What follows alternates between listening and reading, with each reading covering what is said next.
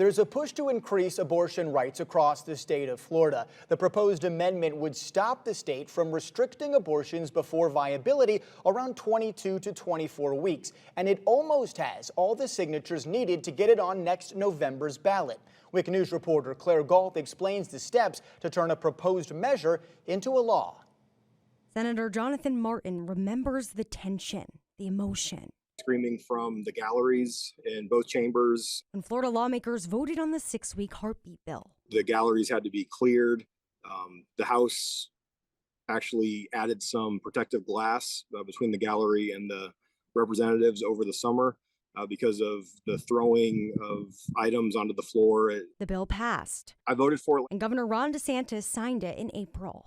That's when Anna Hockemer told me this petition to add a constitutional amendment increasing abortion rights was born. It became clear that the right to privacy in the Florida Constitution wasn't going to be enough to be certain that access to safe legal abortion be available to the women in Florida. Hockemer is the executive director of the Florida Women's Freedom Coalition, one of the groups working to gather the 891,523 petitions needed to get the measure on the ballot. It would bar the state from restricting abortions before viability, which is typically around 22 to 24 weeks. We've got about 850,000 verified signatures, with hundreds of thousands of more in the process of being verified by the different 67 county supervisors of elections right now.